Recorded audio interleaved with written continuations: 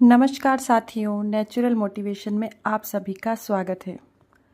आज मैं आपके लिए लेके आई हूँ एक पौराणिक कथा जिसका नाम है एक वचन का वचन। तो आइए शुरू करते हैं आज की पौराणिक कथा। अयोध्या के राजा हरिश्चंद्र एक प्रसिद्ध और न्यायप्रिय राजा थे। उनकी पत्नी तारामती एक धर्मनिष्ठ स्त्री थी और उन दोनों का एक पुत्र था, रोहिताश्व। राजा हरिश्चंद्र बहुत धार्मिक स्वभाव के थे और माना जाता था कि कोई भी चीज उन्हें धर्म की राह से डिगा नहीं सकती थी। एक दिन देवताओं और ऋषियों के बीच बहस छिड़ गई कि कौन सा राजा अपने धर्म के प्रति सबसे ज्यादा अधिक ईमानदार और सत्यनिष्ठ है। वशिष्ठ ने, जो सूर्यवंशियों के गुरु थे, कहा, इस संबंध में हरिश्चंद्र को कोई नहीं हरा सकता। इस टिप्पणी ने देवताओं के साथ साथ मुनि विश्वामित्र को भी क्रोधित कर दिया, जिन्होंने प्रश्न किया कि एक नश्वर मनुष्य देवताओं से श्रेष्ठ कैसे हो सकता है। उसी समय वहां नारद मुनि आए। वे भी विश्वामित्र से सहमत थे। प्रोत्साहित होकर विश्वामित्र ने आत्मविश्वास के साथ कहा, मैं आपकी इस बात को असत्य सिद्ध कर दूंगा ऋषि वशिष्ठ। अवश्य आप प्रयास कर सकते हैं, वशिष्ठ ने उत्तर दिया। आप जब तक चाहे महाराज हरिश्चंद्र की परीक्षा ले सकते हैं। मैं जानता हूं कि वे आपकी सभी परीक्षाएं अच्छे अंकों से उत्तीर्ण कर लेंगे, किंतु मान लीजिए वे ऐसा ना कर पाए तो मैं वचन देता हूं कि मैं एक गुरु के रूप में अपना पद त्याग दूंगा और अपना शेष जीवन एक साधारण मनुष्य की तरह व्यतीत करूंगा। नारद विश्वामित्र की ओर मुड़कर बोले, किंतु यदि महाराज हरिश्चंद्र ने यह सिद्ध कर दिया कि वे सर्वश्रेष्ठ हैं, तब क्या होगा? आपके लिए भी कोई परिणाम होना चाहिए। तब मैं राजा हरिश्चंद्र को अपनी आदि योगिक शक्ति और दिव्य सद्भावना दे दूंगा जो मैंने अर्जित की है। मैं सुनिश्चित करूंगा कि वे प्रसिद्ध हो जाएं और लंबे समय तक इस संसार में और भावी पीढ़ियों के मन में बने रहें। ऐसा क्रोधित विश्वामित्र ने कहा। देवर्षि नारद ने सिर हिलाया और दोनों ऋषि इस बात पर सहमत हो गए कि राजा हरिश्चंद्र की परीक्षा ली जाए। विश्वामित्र अपनी रणनीति तैयार करने में लग गए। शीघ्र ही कुछ ग्रामीण हरिश्चंद्र से सहायता मांगने गए। हमारे गांव में एक जंगली सुअर है जो हमारी फसलों को नष्ट कर रहा है और हमारे परिवार के लिए समस्या बन रहा है। कृपया हमारी सहायता कीजिए राजन। ये सुनकर हरिश्चंद्र राजा ने अपने कुछ सैनिकों को अपने साथ लिया और सुअर का शिकार करने निकल पड़े, जो विश्वामित्र द्वारा निर्मित था। हरिश्चंद्र, जो इस परीक्षा से अनजान थे, सुअर के पैरों के चिन्हों का पीछा करते हुए जंगल में काफी गहराई तक चले गए, अपने सैनिकों से बहुत आगे, और शीघ्र ही उनकी दृष्टि से ओझल हो गए। वे बहुत देर तक जंगल में भटकते रहे, लेकिन सुअर जैसे हवा में गायब हो गया। सुअर का पीछा करते थक चुके हरिश्चंद्र जंगल में घूम रहे थे और उनकी दृष्टि एक सुंदर से आश्रम पर पड़ी। यह आश्रम भी विश्वामित्र का ही बनाया हुआ था। दो सुंदर कन्याओं ने बाहर निकलकर स्वागत पुष्पों एवं मंदिरों से राजा का स्वागत किया और उन्हें मदिरा भी दी और उनका मनोरंजन भी किया। प्रसन्न होकर राजा हरिश्चंद्र ने थोड़ी देर विश्राम किया और जो ध्यान उन्हें मिल रहा था उसका आनंद लेते रहे। फिर वे प्रस्थान करने के लिए उठ गए और अपनी सुंदर अतिथियों को धन्यवाद दिया और उनके लिए राजकोष से अपने दूतों के हाथ उपहार भेजने का वचन दिया। लेकिन कन्याओं ने उनसे उपहार लेने से मना कर दिया। राजन, हमें आपसे कोई उपहार नहीं चाहिए, हम केवल आपसे विवाह करना चाहती है, उन दोनों स्त्रियों ने कहा। राजा हरिश्चंद्र इसके लिए तैयार नहीं थे। राजा हरिश्चंद्र बोले, मैं आपसे विवाह नहीं कर सकता कन्याओं, मेरी पहले से एक पत्नी है और एक पुत्र भी है, ऐसा करना अधर्म होगा, उन्होंने कहा। उसी समय वहां विश्वामित्र आए। राजन, वे गरजे, ये मेरा आश्रम है और आप यहाँ मेरी अनुमति के बिना आए हैं और आप मेरी पुत्रियों की इच्छा को अस्वीकार करके उनका अपमान कर रहे हैं। अपने गलत को सही करने का एकमात्र उपाय है कि इनकी इच्छा को स्वीकार करके इनसे विवाह कर दीजिए, ऐसा विश्वामित्र ने राजा हरिश्चंद्र को कहा। राजा ने विनम्रता से दोबारा मना कर दिया। विश्वामित्र के हट करने पर अंततः हरिश्चंद्र बोले, मुनिवर, आपकी पुत्रियों से विवाह करने के बजाय मैं अपना राज्य छोड़ना ठीक समझूंगा। मैं धर्म के विरुद्ध नहीं जा सकता। विश्वामित्र राजा के शब्दों पर झपट पड़े और बोले, उस स्थिति में अपना राज्य मुझे दे दीजिए। आप जल लेकर आइए, हम आपके सिंहासन त्यागने का समारोह करते हैं। एक पल भी हिचकिचाए बिना महाराजा हरिश्चंद्र ने अपने राज्य मुनि को दे दिया। राजा के सिंहासन त्याग देने के बाद विश्वामित्र ने कहा, दक्षिणा के बिना दान अपूर्ण होता है। मुझे बताइए मुनिवर, आप दक्षिणा में क्या चाहते हैं? हरिश्चंद्र ने पूछा। विश्वामित्र बोले, मैं चाहता हूं कि एक लंबा व्यक्ति एक हाथी पर खड़े होकर भूमि पर सिक्के फेंके। मैं भूमि से लेकर हाथी पर खड़े व्यक्ति तक ऊंचा स्वर्ण का ढेर चाहता हूं। अवश्य, मैं महल पहुंचते ही आपको स्वर्ण दे दूंगा, हरिश्चंद्र ने कहा। लेकिन आपका राज्य तो पहले ही मेरा हो चुका है, इसलिए आपका राजकोष भी अब आपका नहीं है। आप उसमें से कुछ नहीं ले सकते, मुनि ने कहा। मैं आपको देने के लिए अपनी व्यक्तिगत संपत्ति में से धन ले लूंगा, हरिश्चंद्र ने कहा। जब एक राज्य दान में दे दिया है तो व्यक्तिगत संपत्ति भी उसमें ही शामिल होती है, मुनि ने कहा। मुझे इस बारे में सोचने दीजिए मुनिवर। मैं आपको धन दे दूंगा, किंतु कृपया अभी मुझे राज्य में जाकर अपने परिवार को सूचित करने दीजिए। मैं आपके साथ चलूंगा हरिश्चंद्र, ताकि आप औपचारिक रूप से अपना राज्य मुझे सौंप सके। हरिश्चंद्र ने सहमति में सिर हिला दिया। अब राजा हरिश्चंद्र अयोध्या पहुंचे तो उन्होंने अपनी पत्नी को बुलाया और नवीनतम घटनाओं के बारे में जानकारी दी। वे अब रानी व राजकुमार नहीं थे और महल में नहीं रह सकते थे। मुनि विश्वामित्र अपेक्षा कर रहे थे कि तारामती अपने पति के इस कार्य से क्रोधित होगी और राजा पर दबाव डालेगी कि वे किसी भी तरह अपना राज्य वापस पाने का प्रयास करे, पर ऐसा कुछ भी नहीं हुआ। तारामती ने अपने पति से कोई प्रश्न नहीं किया। इसकी बजाय उन्होंने अपने और अपने पुत्र के राजकीय आभूषण हटा दिए और खड़ी हो गई। मैं आपसे सहमत हूँ प्रिय पतिदेव, चाहे कुछ भी हो जाए वचन का सम्मान रखा जाना चाहिए, ऐसा हरिश्चंद्र की पत्नी ने कहा। हरिश्चंद्र विश्वामित्र की ओर मुड़े और बोले, हे ऋषिवर, मैंने सुना है कि काशी एक अत्यधिक समृद्ध शहर है, इसलिए मैं अपने परिवार के साथ वहां जाऊंगा और जब आपके लिए धन अर्जित कर लूंगा तो वापस लौट आऊंगा। काशी बहुत दूर है हरिश्चंद्र, और आपको लौटने में वर्षों लग सकते हैं। संभव है आप लौटे ही नहीं तो, किंतु आपने स्वर्ण देने का वचन दिया है, अतः मैं अपने शिष्य नक्षत्रक को आपके साथ भेजूंगा। माह के अंत तक आप उसे धन दे दीजिएगा, तब तक मैं यहाँ अपना शासन आरंभ करता हूँ, ऐसा विश्वामित्र ने हरिश्चंद्र को बोला। इस प्रकार हरिश्चंद्र तारामती रोहिताश्व ने नक्षत्रक के साथ काशी की ओर अपनी यात्रा प्रारंभ की। हरिश्चंद्र की प्रजा सड़क के किनारे खड़ी होकर अपने राजा की स्थिति पर आंसू बहा रही थी। लोग विश्वामित्र के प्रति क्रोध प्रकट कर रहे थे, किंतु ऋषि उन पर ध्यान नहीं दे रहे थे। नक्षत्रक भी अपने गुरु जितना ही चतुर था और कभी भोजन कभी पानी मांगकर और बार बार विश्राम के लिए रुकने को कहकर परिवार को परेशान कर रहा था। तारामती ने कभी पैदल चलकर इतनी लंबी यात्रा पूरी नहीं की थी। वे जल्दी ही थक गई। बालक रोहिताश्व को भी बिना पर्याप्त भोजन और पानी के यात्रा करने में कठिनाई हो रही थी, किंतु न तो माँ शिकायत कर रही थी और न ही पुत्र। हरिश्चंद्र अपने परिवार पर आई विपत्ति से व्यथित थे, किंतु वे विश्वामित्र को दिया वचन निभाने के लिए दृढ़ता से तत्पर थे। विश्वामित्र ने अपनी माया से भ्रमपूर्ण चोर, वन्य पशु, तूफान, चक्रवात और बाढ़ इत्यादि उत्पन्न किए, ताकि तारामती अपने पति से प्रार्थना करे और उन्हें उनकी योजना के साथ आगे बढ़ने से रोक ले। किंतु तारामती पूरी यात्रा के दौरान उदासीन बनी रही और काशी विश्वनाथ के नाम का जप करती रही, जब तक कि सारे भ्रम अपने तार्किक अंत तक नहीं पहुंच गए। एक लंबी और उथल पुथल भरी यात्रा के बाद अंततः चारों ओर काशी पहुंच गए। वे माह का अंतिम दिन था। नक्षत्रक धन की मांग करने लगा, या तो मुझे शीघ्र धन दे या अपनी हार स्वीकार करें। वे हरिश्चंद्र को तंग करने लगा। कहीं कोई राहत नजर न आने पर और दबाव का अंत न होने पर हरिश्चंद्र को अपना ऋण चुकाने का एकमात्र उपाय यही सूझा कि वे स्वयं को और अपने परिवार को बेच दें। यह उनके द्वारा लिया गया सबसे कठिन निर्णय था और उन्होंने इस पर काफी देर विचार किया। अंत में उन्होंने एक सार्वजनिक घोषणा की, मेरी पत्नी, मेरा पुत्र और मैं बिकने के लिए तैयार हैं।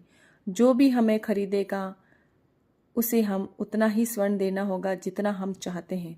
मैं चाहता हूँ कि एक लंबा व्यक्ति हाथी पर खड़े होकर भूमि पर एक सिक्का फेंके और मैं भूमि से लेकर हाथी पर खड़े उस व्यक्ति के सिर तक ऊंची स्वर्ण की ढेर चाहता हूँ।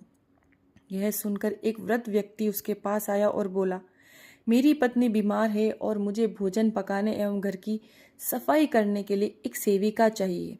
मैं तुम्हारी पत्नी के लिए उस धन का एक हिस्सा दूंगा जिसकी तुम्हें आवश्यकता है। तारामती रोने लगी, मुझे एक रोती हुई सेविका नहीं चाहिए, मुझे कोई ऐसा चाहिए जो ईमानदारी से काम करे। वृद्ध ने तारामती के आंसुओं को देखकर अनिश्चित स्वर में कहा, नहीं नहीं।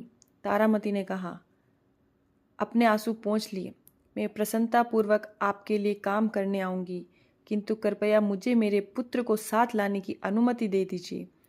यह तो एक समस्या हो जाएगी, मुझे तुम्हारे पुत्र को खिलाने के लिए भी खर्च करना पड़ेगा। वृद्ध ने कहा, स्वामी, मेरे लिए अपने पुत्र से अलग रहना कठिन होगा। तारामती गिड़गिड़ाई, मैं आपको विश्वास दिलाती हूँ कि वे घर के अन्य कार्यों में आपकी सहायता करके अपनी रोटी खुद कमाएगा। इस आदान प्रदान से हरिश्चंद्र अभिभूत हो गए, जबकि वृद्ध व्यक्ति ने सिर हिलाया और उनकी पत्नी और पुत्र दोनों को खरीद लिया। नक्षत्रक, जो उनसे कुछ दूर खड़ा था, उस वृद्ध व्यक्ति से कहा, आप धन अपने पास ही रखें, मेरे गुरु विश्वामित्र एक दिन आकर इसे आपसे ले जाएंगे। तारामती ने अपने पति पर एक अंतिम स्नेहपूर्ण दृष्टि डाली और बिना एक शब्द बोले मुड़ गई, अपने पुत्र के कंधे पर हाथ रखा और वृद्ध व्यक्ति के पीछे उसके घर की ओर चल पड़ी। अकेले रह गए हरिश्चंद्र ने एक बार फिर घोषणा की, मैं आजीवन उस व्यक्ति का दास बनकर रहने को तैयार हूँ जो मुझे मेरी आवश्यकता का शेष धन देने के लिए सहमत होगा। एक मोटा भारी शरीर का व्यक्ति भीड़ में से निकलकर उनके सामने खड़ा हो गया। मैं वीरा बाबू हूँ और मैं शहर के शमशान मणिकर्णिका घाट का स्वामी और रखवाला हूँ। मुझे एक सेवक की आवश्यकता है जो शमशान घाट पर मेरे कर्तव्य पूरे करने में मेरी सहायता कर सके। मैं तुम्हारी जीवन भर की सेवाएं खरीदूंगा। वीरा बाबू ने स्वर्ण मुद्राएं निकाली और हरिश्चंद्र को खरीद लिया। नक्षत्र एक अच्छे राजा को शमशान के मालिक का दास बनते देख एक पल के लिए दुखी हुआ, किंतु उसे मुनि विश्वामित्र के प्रति अपने कर्तव्य का पालन करना था। उसने वीरा बाबू से कहा, आप ये स्वर्ण अपने पास रखें, मेरे गुरु ऋषि विश्वामित्र एक दिन आकर इसे ले जाएंगे। इतना कहकर नक्षत्र चला गया। वीरा बाबू हरिश्चंद्र की ओर मुड़कर बोला, जैसा मैंने कहा था, मैं मणिकर्णिका घाट का स्वामी हूँ। किंवदंती ये है कि जब भगवान शिव की पहली पत्नी सती की उनके पिता के यज्ञ में मृत्यु हो गई थी और शिव ने उनके शरीर को उठाकर दुख व क्रोध में तांडव नृत्य किया था, तो उनकी बालियां उनके कानों से निकलकर इसी क्षेत्र में गिरी थी। इसलिए इसका नाम मणिकर्णिका रखा गया। लोग इस विश्वास के कारण काशी में अपने अंतिम सांस लेना पसंद करते हैं कि यदि उनकी अस्थियां गंगा नदी में प्रवाहित की जाएगी तो वे स्वर्ग में जाएंगे। अब चलो, तुम्हारे कार्य मुख्य रूप से भूमि पर होंगे। मैं शमशान संस्कारों के लिए एक निश्चित शुल्क लेता हूँ। मेरे लिए कुछ सोने के सिक्के और एक सोने का सिक्का एवं लंगोट तुम्हारे लिए। कभी भी अंतिम संस्कार निःशुल्क मत करना। तुम्हें दिन रात हर समय उपलब्ध रहना होगा, क्योंकि मृत्यु का कोई समय नहीं होता और मृत शरीर किसी भी समय आ सकता है। तुम्हें यह भी सुनिश्चित करना होगा कि कोई वन्य पशु भूमि में प्रवेश नहीं कर सके और ना ही उसे अपवित्र करता है। ये तुम्हारे लिए स्थायी निर्देश हैं। हरिश्चंद्र ने सिर हिलाया और समझ गए कि उन्हें मणिकर्णिका घाट पर ही रहना होगा। शीघ्र ही वीरा बाबू भी चला गया और हरिश्चंद्र अकेले रह गए। जब हरिश्चंद्र ने घाट के नीचे बहती गंगा नदी को देखा तो वे सरयू नदी के तट पर बसे अपने राज्य और अपनी राजधानी अयोध्या के बारे में सोचने लगे। भाग्य ने किस प्रकार करवट लेकर उन्हें एक प्रख्यात राजा से एक भिखारी में बदल दिया था। वे अपनी पत्नी और पुत्र के बारे में विचार करके दुख अनुभव कर रहे थे और सोच रहे थे कि वे उस समय क्या कर रहे होंगे। उनकी कठिनाइयों के लिए वे स्वयं को उत्तरदायी मान रहे थे। वे केवल इसलिए पीड़ा सह रहे हैं क्योंकि वे उनका परिवार थे।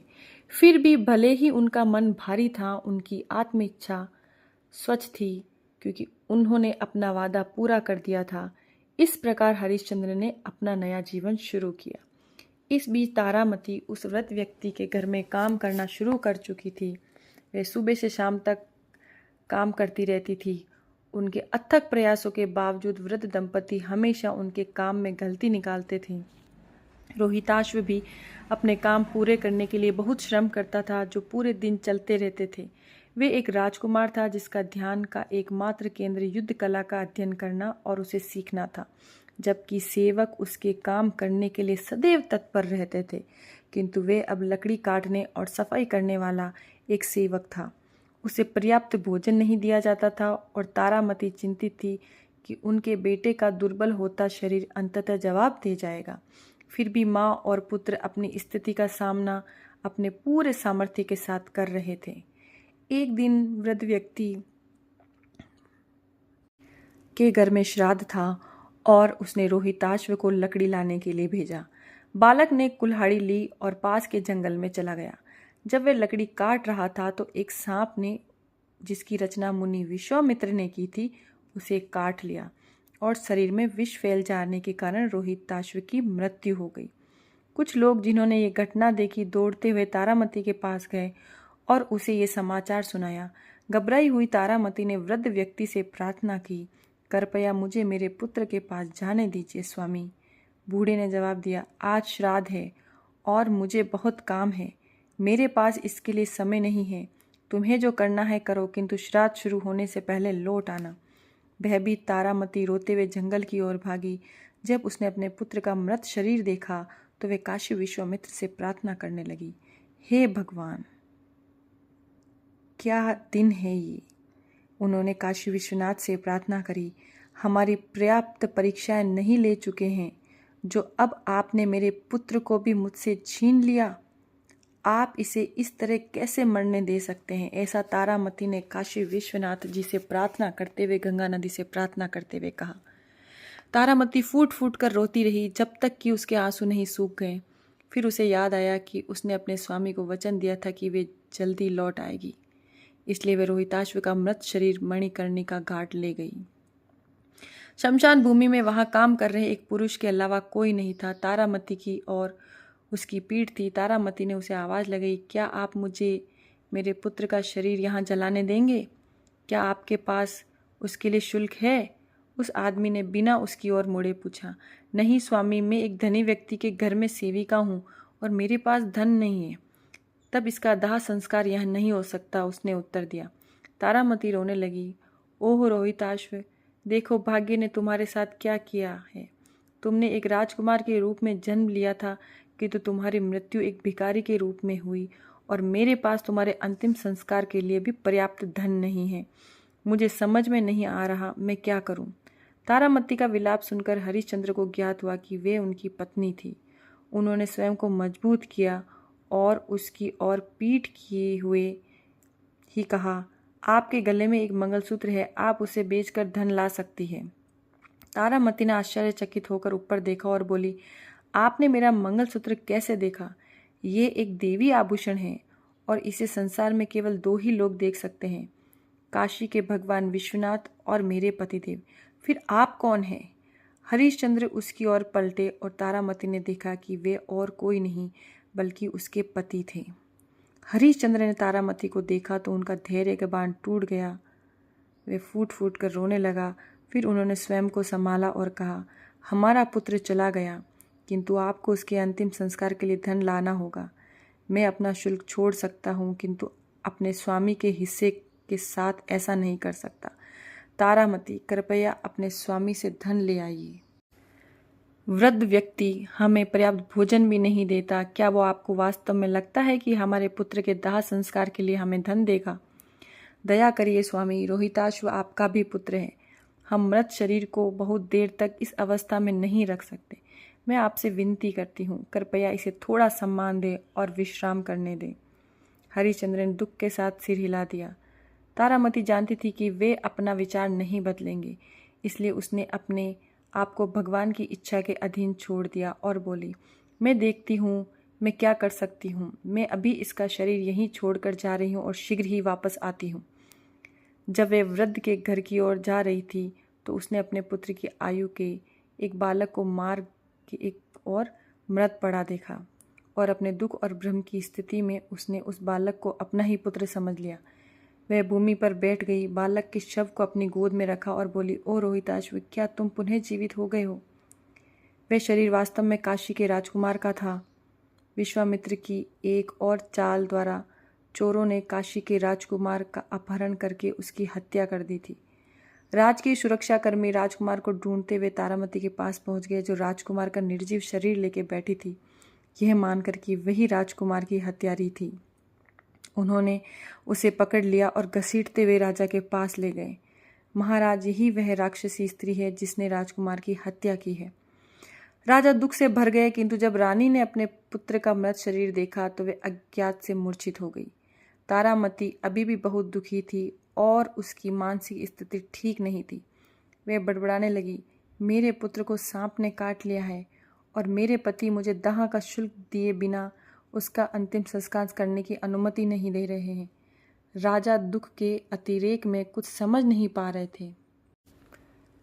उन्होंने आदेश दिया, इस स्त्री के सिर धड़ से अलग कर दो, इसे मणिकर्णिका घाट ले जाओ और वहीं इसे मार दो।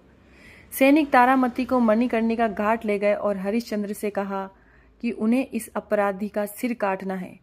हरिश्चंद्र ने तारामती को देखा, उनका चेहरा निस्तेज व निर्जीव हो गया। वे इसके लिए तैयार नहीं थे। वे जानते थे कि तारामती ने राजकुमार की हत्या नहीं की, किंतु उन्हें उसे मारने का आदेश मिला था और राजा की आज्ञा का पालन करना उनका कर्तव्य था। उन्होंने बंद आंखों से अपनी तलवार उठाई और तारामती का सिर काटने के लिए तैयार हो गए। अचानक आकाश से पुष्प वर्षा होने लगी। शरीर पर कोमल पंखुड़ियों का स्पर्श महसूस होने से हरिश्चंद्र ने अपनी आंख खोली। उनके सामने ऋषि वशिष्ठ खड़े थे। हरिश्चंद्र, आपने अपनी धर्मनिष्ठा प्रमाणित कर दी है, मुझे आप पर गर्व है। हरिश्चंद्र चकित रह गए और समझने का प्रयास करने लगे कि क्या हो रहा था। तारामती भी आश्चर्यचकित हो गई। अपनी आंखों की कोरों से हरिश्चंद्र ने रोहिताश्व को हिलते देखा। बालक ने अपनी आंखें खोली और ऐसे उठकर बैठ गया जैसे कि गहरी नींद से जगा हो। तब तक मुनि विश्वामित्र की माया का भी अंत हो गया था और काशी के राजा अपने पुत्र के साथ, जो जीवित तथा स्वस्थ था, भागते हुए वहां आ गए। अब विश्वामित्र नक्षत्र के साथ वहां आए और हरिश्चंद्र को संबोधित करके बोले, मुझे आप पर गर्व है हरिश्चंद्र। आपको इतनी चुनौतीपूर्ण परीक्षा में डालने के लिए मैं क्षमा चाहता हूँ, किंतु आपने प्रत्येक स्थिति का सामना बिना किसी विरोध या क्रोध के किया। आप वास्तव में समस्त राजाओं में से सर्वाधिक धर्मनिष्ठ राजा हैं। जब तक इस संसार का अस्तित्व है, काशी विश्वनाथ को साक्षी मानते हुए आज से आप सत्य हरिश्चंद्र के नाम से जाने जाएंगे और मणिकर्णिका घाट पृथ्वी के सबसे पवित्र घाटों में से माना जाएगा। मैं आपका राज्य आपको लौटाता हूँ और साथ ही अपने अच्छे कर्मों द्वारा अर्जित पुण्यों का आधा हिस्सा आपके साथ साझा करता हूँ। राजा हरिश्चंद्र ने ऋषियों के आशीर्वाद को स्वीकार किया और अपने परिवार के साथ अयोध्या वापस लौट आए। उन्होंने लंबे समय तक बुद्धिमत्तापूर्वक अयोध्या पर शासन किया। आज के समय नक्षत्रक नाम का प्रयोग ऐसे व्यक्ति के लिए किया जाता है जो किसी पुरुष या स्त्री के पीछे घूमता रहता है और वाक्यांश नक्षत्रक की तरह मेरा पीछा मत करो का इस संदर्भ में अक्सर उपयोग होता है। यदि आप आज काशी जाएं तो आप मणिकर्णिका घाट पर अपनी बारी की प्रतीक्षा करते शवों के ढेर देख सकते हैं। दाह के बाद अस्थियां गंगा नदी में विसर्जित कर दी जाती है। वीरा बाबू के वंशजों के पास अभी भी घाट का स्वामित्व है और हाँ, भगवान विश्वनाथ अनंत साक्षी बने हुए हैं। आज की ये पौराणिक कथा बहुत ही दिलचस्प, बहुत ही प्रेरणादायक और सत्यवादी राजा हरिश्चंद्र पर थी। मुझे इस पौराणिक कथा को सुनकर, बोलकर बहुत अच्छा लगा। उम्मीद है कि आपको ये पौराणिक कथा बहुत पसंद आएगी। और ये पौराणिक कथा मैंने उल्टा रट का राजा पुस्तक, जिन्होंने लिखी है, सुधा मूर्ति जी की पुस्तक से ली है। धन्यवाद।